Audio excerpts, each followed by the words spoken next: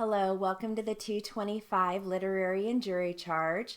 Today we're going to start out with a segment from Don't Sweat the Small Stuff, and this is called Don't Interrupt Others or Finish Their Sentences. I will read this at 200. Ready?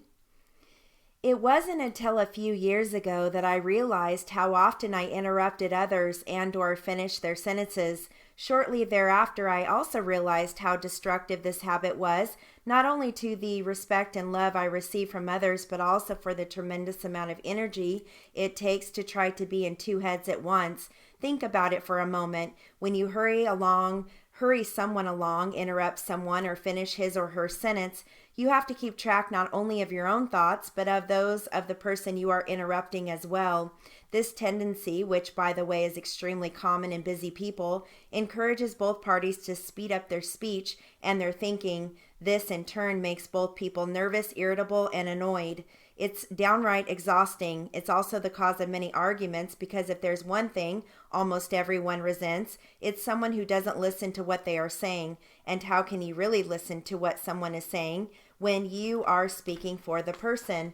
Once you begin noticing yourself interrupting others, you'll see that this insidious tendency is nothing more than an innocent habit that has become invisible to you. This is good news because it means that all you have to really do is to begin catching yourself when you forget. Remind yourself before a conversation begins, if possible, to be patient and wait. Tell yourself to allow the other person to finish speaking before you take your turn.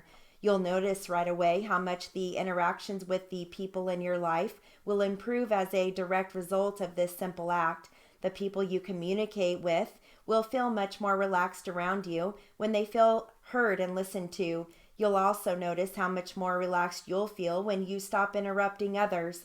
Your heart and pulse rates will slow down and you'll begin to enjoy your conversations rather than rush through them. This is an easy way to become a more relaxed, loving person. All right, I have some jury charge.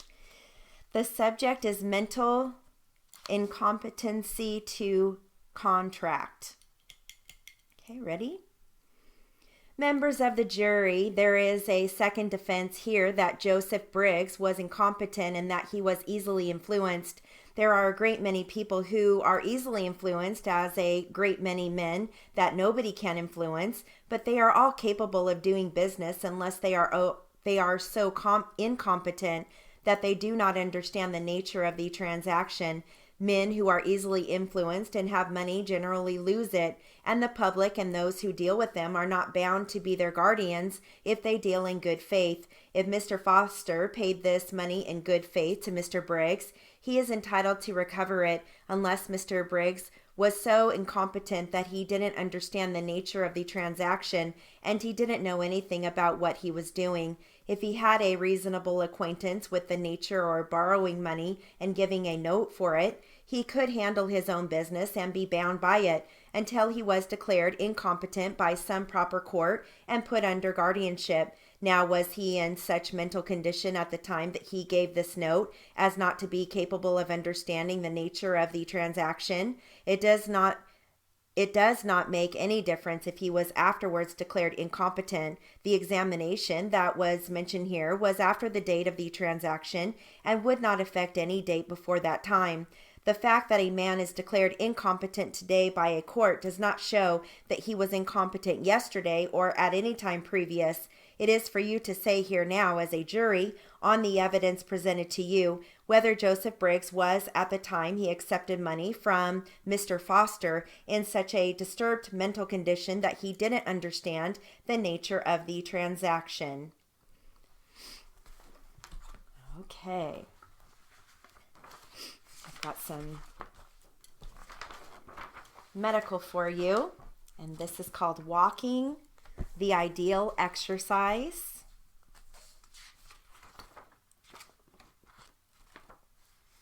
Okay, here we go. Physical fitness is now clearly linked to good health, but for people with chronic medical problems such as arthritis or angina, vigorous sports may be impossible. Even individuals without restrictive conditions may find that they do not have enough stamina for activities such as running or bicycling if they have not performed strenuous exercise in years. These problems need not preclude all forms of exercise, however. Although moderate activities may not be the way to prepare for the Olympics, there appears to be a critical difference between the degree of exertion needed to get in shape and the lower level of activity that will effectively reduce the risk for a heart attack. Recent studies suggest that a leisurely walk once a day may offer health benefits comparable to those derived from more intense exercise. In other words, you do not have to invest in sleek running clothes or look like the Incredible Hulk, says Tim Watkins, a physical fitness guru, to improve your cardiovascular health through exercise. The tortoise and the hare. Walkers may feel that they are not truly exercising as they watch sweaty runners zip past them. Yet, several virtues make walking the ideal exercise for millions of people. It is inexpensive and safe, requires no warm-up period, and is easy to sustain for a long period of time. The lingering question, however, has been whether the level of exertion reached during walking is enough to improve long-term health. Extended studies of people with different exercise patterns have shown that surprisingly low levels of exercise can increase longevity. In a study of male graduates from Harvard, those who regularly performed activities such as gardening, walking, and climbing stairs had fewer cardiovascular problems and lived an average of 2 years longer than men who led sedentary lives.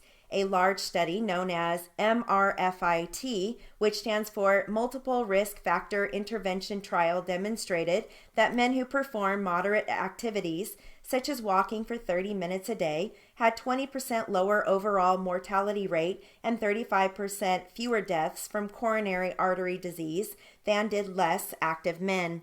Although the effects of exercise have been studied more thoroughly in men, some recent studies suggest that walking offers similar benefits to women as well. At the Cooper Institute for Aerobics Research in Dallas, 102 sedentary women from 20 to 40 years of age were randomly assigned to one of 4 groups. One group did not integrate exercise into their lives, while the other 3 walked 3 miles 5 days a week. Those assigned to the walking program were instructed to use 3 different levels of exertion, ranging from strolling at 3 miles per hour to brisk walking at 4 miles per hour to more rapid aerobic walking that would increase their heart rate 5 miles per hour. Above 24 weeks, blood levels of high-density lipoprotein, HDL, cholesterol increased in all of the groups of women who had been walking regularly. HDL is the good cholesterol believed to be associated with a decreased risk for heart disease. Both of the strollers and the aerobic walkers showed a 6% rise in HDL, meaning that the risk of cardiovascular disease was similarly reduced for the women who walked at a leisurely rate and those who walked at a much faster pace. Although in one sense this outcome might be considered a tie between the 2 different levels of exercise, it could also be considered a moral victory for the slow walkers, reminiscent of the race between the tortoise and the hare. All right, we'll stop there. I'll finish that in our next class.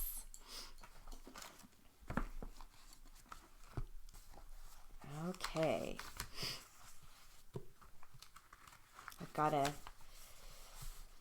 I'm going to be reading from Awaken the Giant Within.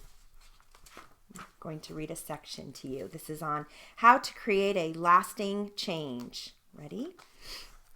For changes to be of any true value, they've got to be lasting and consistent. We've all experienced change for a moment, only to feel let down and disappointed in the end. In fact, many people attempt change with a sense of fear and dread because unconsciously they believe the changes will be only temporary. A prime example of this is someone who needs to begin dieting but finds himself putting it off, primarily because he unconsciously knows that whatever pain he endures in order to create the change will bring him only a short-term reward. For most of my life, I pursued what I consider to be the organizing principles of lasting change, and you'll learn many of these and how to utilize them in the pages that follow. But for now, I'd like to share with you 3 elementary principles of change that you and I can use immediately to change our lives. While these principles are simple, they are also extremely powerful when they are skillfully applied. These are the exact same changes that an individual must make in order to create personal change, that a company must make in order to maximize its potential, and that a country must make in order to carve out its place in the world. In fact, as a world community, these are the changes that we all must make to preserve the quality of life around the globe. Raise your standards. Anytime you sincerely want to make a change, the first thing you must do is to raise your standards. When people ask me what really changed my life 8 years ago, I tell them that absolutely the most important thing was changing what I demanded of myself. I wrote down all of the things I would no longer accept in my life, all of the things I would no longer tolerate, and all of the things that I aspired to becoming. Think of the far-reaching consequences set in motion by men and women who raised their standards and acted in accordance with them, deciding they would tolerate no less. History chronicles the inspiring examples of people like Leonardo da Vinci, Abraham Lincoln, Helen Keller, Gandhi, Martin Luther King Jr., Rosa Parks, Albert Einstein, and many others who took the magnificently powerful step of raising their standards. The same power that was available to them is available to you if you have the courage to claim it. Changing an organization, a company, a country, or a world begins with the simple step of changing yourself. All right, we'll stop there. And I'm going to give you some jury charge.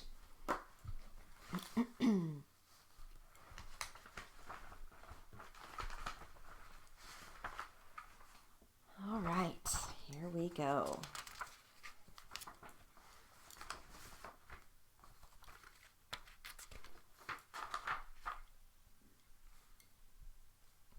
Even though they would buy each other gifts for Christmas, he bought her a stereo. She bought him things. Even though she was trying to be on a friendly basis with him, she worked with him. She did not want to be in that type of relationship with him.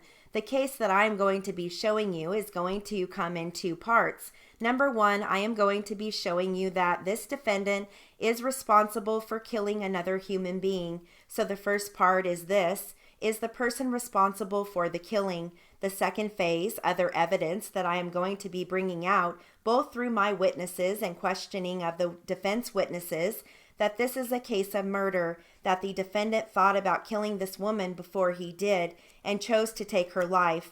Now, I would like to get into the details about what this case is going to show, what I am going to show with my evidence, and the case will begin on December 12th, 2007, almost 1 year ago, 2 weeks short of a year. At 12:02 in the afternoon, the police department receives a call for a request for help. This was a Tuesday morning. Patty Blanding did not show up for work, and this was very unusual for her. She was a very sharp person and always there. Her friends became concerned during the morning when she did not arrive. They tried to reach her at home and sent some people out to see, and they noticed her car was there. She was not answering phone calls, and this made them concerned.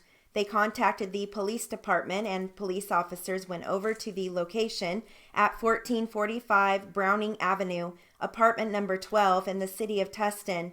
This is called a welfare check, to check on the people. They knock on the door and there is no answer. This again arouses their concern, and they get the apartment manager, who would have an extra key, to go in and check on the welfare of Patty Blanding.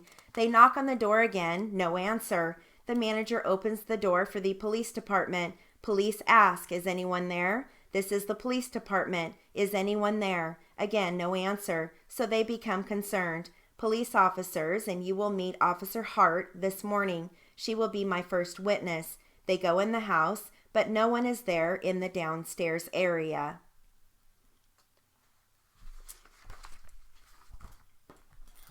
Okay. I've got a story here called The Spelling Bee. Ready?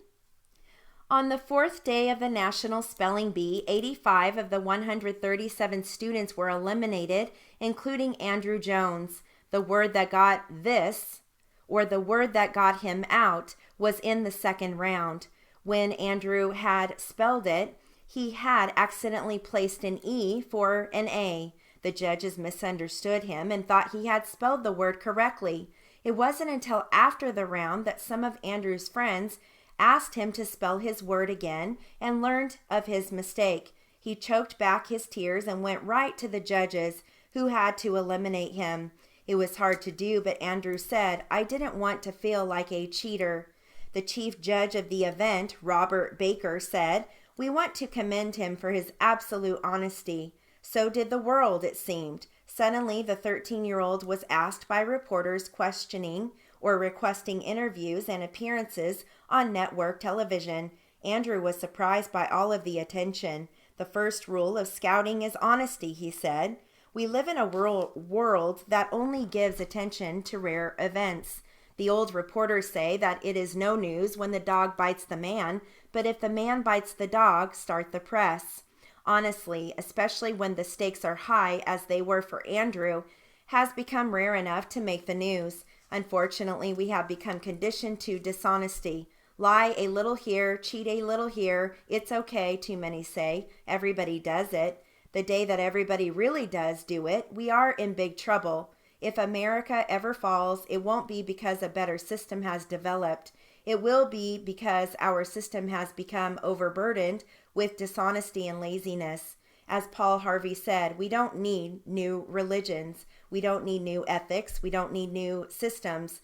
We only need to make honest the one we have. Where did we get the attitude that nothing is wrong with dishonesty? When did it become cool to cheat on our taxes and paid expense accounts? It is time we turned it around for pay forever for the consequences. History teaches us that people get what they deserve. Entire nations have been ruined by dishonesty. There are third world countries where dishonesty is so common that friends and relatives cannot mail packages to these countries. Boxes intended for friends and family are often broken open and the contents stolen before arrival. Labels cannot be trusted. So-called fresh frozen chickens have often been sitting on the docks for days in the hot sun and then refrozen to sell. In homes, household help steals their employers' watches and silverware without a thought. Dishonesty is almost a custom. It makes people feel insecure, slightly unsafe, guarded about their possessions, and worried to find what will be missing the next day. Well, the people of the country say everybody does it. There still are some things that everybody ought not to do, and the place to start in making a change is in ourselves. Would we be perfectly satisfied living in a world where our neighbor is exactly as honest as we are? Or would we suddenly find ourselves afraid of lending possessions, accepting money, counting on promises? We must lead our lives by a standard we consider acceptable for all, not find excuses why the rule shouldn't apply to us. A man named Jack found out how much dishonesty costs. "One more test and I'm finished and ready to graduate," thought Jack. He shuffled into the last seat in the corner. It was cooler there. The window was wide open, and every now and then, when he felt like resting his mind, he could look out and daydream. He had little to worry about. He had studied hard. His marks had been high all term. Test papers were passed out, and then the last nervous chuckles and jokes came to an end. Just then Jack noticed Ted Zorans. He was sitting right across the aisle. As Jack tackled the first few questions, he glanced over at Ted now and then. Jack could tell that Ted was in trouble. Obviously, he hadn't studied for the exam, but that was not unusual. He was good at spotting the answers on the other students' papers, that his friends called him Obie, short for Old Binocular Eyes. Jack could hear Ted's fingers tapping nervously on the desktop. If Ted flunked his exam, he wouldn't graduate. However, luck was with him.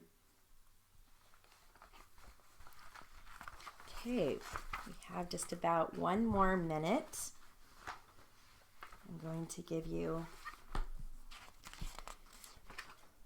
one more jury charge. Ready?